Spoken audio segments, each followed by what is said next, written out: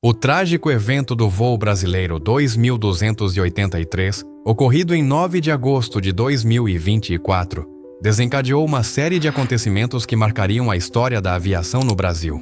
Neste relato, exploramos não só os momentos caóticos dentro do cockpit do ATR-72, mas também os antecedentes e as circunstâncias que levaram a esta tragédia, cuja sequência de acontecimentos se desenrolou no clima tenso de um dia que começou como qualquer outro.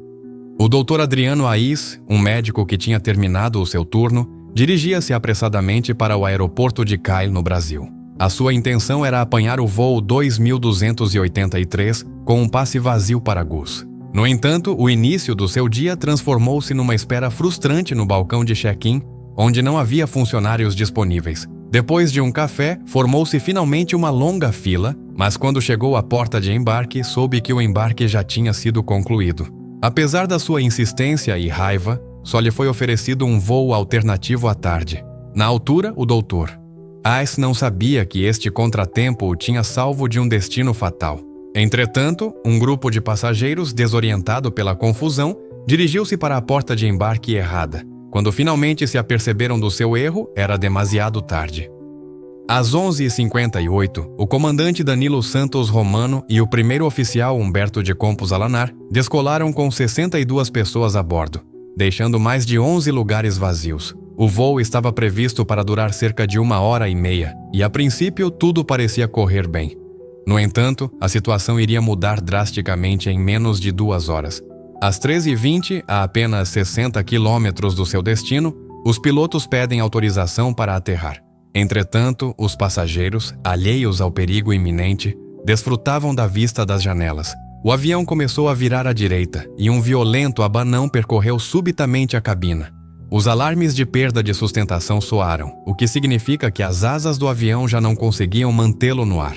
Esta era uma indicação de que o enorme ATR-72 estava perigosamente fora de controle. Durante os 2 minutos seguintes, o pânico apoderou-se dos passageiros e da tripulação. A uma altitude de 5.180 metros, o avião caiu subitamente, descendo quase 75 metros num instante, apenas para voltar a subir 50 metros. Os pilotos esforçavam-se desesperadamente por recuperar o controle, mas a situação tornava-se cada vez mais crítica. Os habitantes do município de Venedo assistiram, do chão, ao avião cair lentamente do céu. Numa casa próxima, uma mulher que estava a almoçar deixou-se cair no chão e começou a rezar, vendo o avião embater na casa ao lado. O voo 2283 despenhou-se numa zona densamente povoada, deixando um rastro de destruição. Luiz Austo de Ala, um vizinho, assistiu horrorizado à desintegração do avião que se incendiou na sua propriedade. Felizmente, a sua família conseguiu escapar ao desastre, mas a tragédia aconteceu em pleno ar. Quando as equipas de salvamento chegaram ao local, verificaram que não havia sobreviventes. O avião tinha se transformado num monte de metal retorcido. Entretanto, no aeroporto de Casaval, os 11 passageiros que tinham perdido o voo 2283 tomam conhecimento do desastre. O Dr. Aiz, que se sentia frustrado com o seu dia no aeroporto, sente-se agora grato.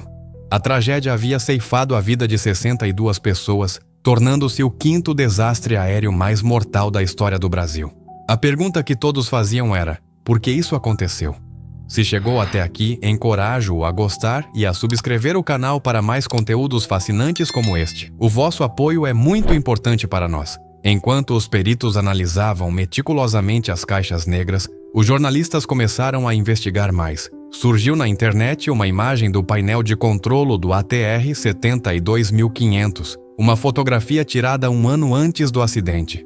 Para o público em geral, a imagem poderia parecer inócua, mas para aqueles com experiência em aviação, o significado era claro.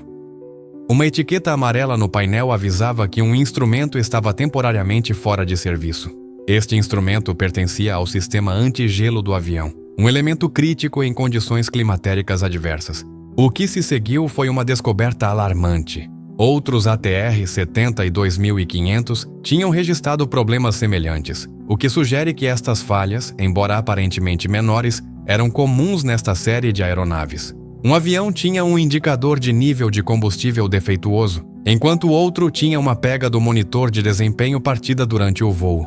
Ambos os componentes são essenciais para determinar o peso do avião e detetar a acumulação de gelo, o que leva a concluir que estes problemas técnicos podem ter contribuído para o desastre do voo 2283. À medida que a investigação se aprofundava, os peritos começaram a notar estranhas semelhanças entre o acidente do Brasil e o voo 4184 da American Eagle, ocorrido em 31 de outubro de 1994.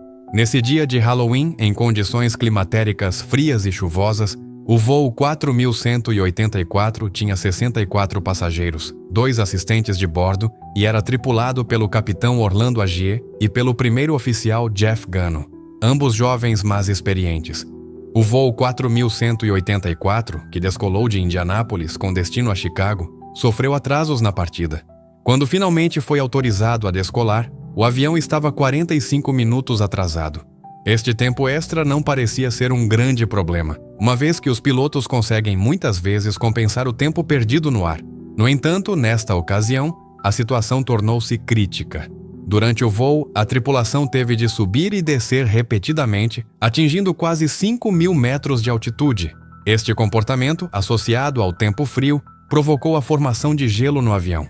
Os pilotos ativaram todos os sistemas antigelo disponíveis no ATR-72, incluindo um sistema conhecido como bota antigelo, concebido para quebrar o gelo acumulado nas asas e nos estabilizadores. A importância deste sistema não pode ser subestimada. Mesmo uma fina camada de gelo pode reduzir a elevação em 25%, dificultando o controle da aeronave e aumentando o consumo de combustível. Às 15h38, os pilotos do voo 4184 pediram autorização para aterrar em Chicago. No entanto, foi-lhes dito que esperassem devido ao congestionamento do tráfego aéreo. Isto fez com que o voo 4184 começasse a andar em círculos, à espera da sua vez. Entretanto, a jovem assistente de bordo Amanda, no seu primeiro dia de trabalho, entrou no cockpit para perguntar aos pilotos sobre a sua experiência. Foi um momento de distração no meio de uma situação cada vez mais perigosa. A tripulação, tal como no voo 2283, era composta por pilotos altamente treinados, mas a combinação de problemas técnicos e condições climatéricas adversas revelou-se fatal. À medida que o gelo se acumulava e a situação se tornava insustentável, os pilotos lutavam para recuperar o controlo.